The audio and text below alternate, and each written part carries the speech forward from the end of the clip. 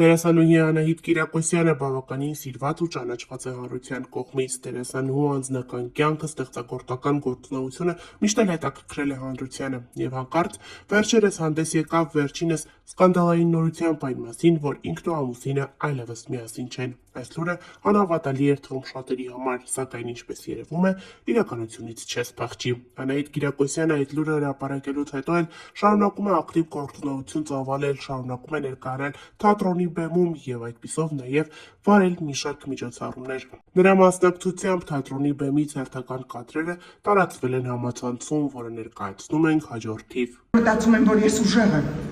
որ գիտեմ ինչ եմ անում, որ բոլորին պաշտպանում եմ, կազմակերպում, ամեն ինչ հաշվարկում եմ, բայց որևէ մեկը չի մտածում իմ մասին, իսկ ինձ ով է պաշտպանում։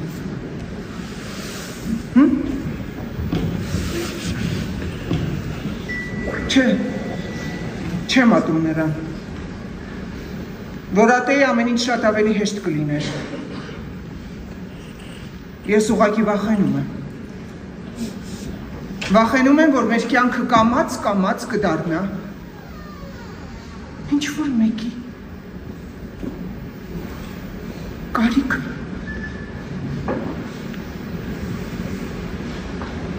Ես վատ մարդ չեմ, անդադար ինքս ինձ կրկնում եմ, սա ժամանակավոր է, բայց ժամանակավոր ամենասխալ բառ։ Ես բնավորություն չունեմ անդրադառնալու կայքերին, նյութերին, թերթերին, ինչ-որ բաներին, որ գրում են, գիտեք, հիմա շատ տարբեր կայքեր կան, տարբեր բաներ են գրում, բայց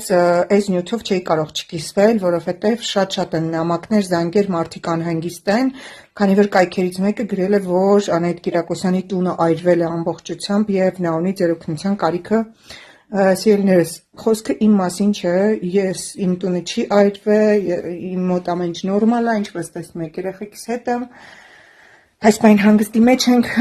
իմ մասին չի խոսքը, այնտեղ նշված է ինչ-որ Անահիտ Կիրակոսյան էջիկի,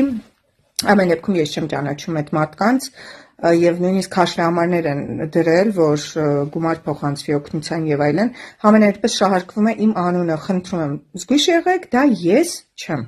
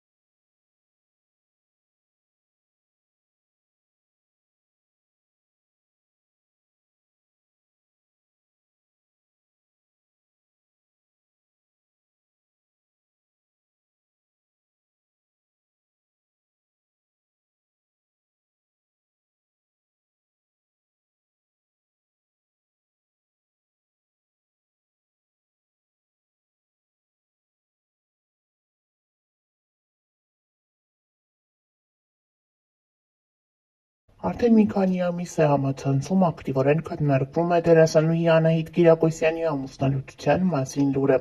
Դերասանուհին հրապարակումով հանդես եկավ ինստագրամյան հարթակում եւ խոսեց այն մասին, որ ինքն ու ամուսինը Արտակը այլևս միասին չեն որպես ամուսիններ, սակայն շարունակում են լինել 4 երեխաների ծնողներ։ Live 24 News-ը խոսել է տարրոլոգ Հասմիկ Բադալյանի հետ, ով բացառիկ մանրամասներ է փոխանցել Զույգի ամուսնալուծության պատճառի վերաբերյալ, բացահայտումները հաջորդիվ առանց մեկնաբանության։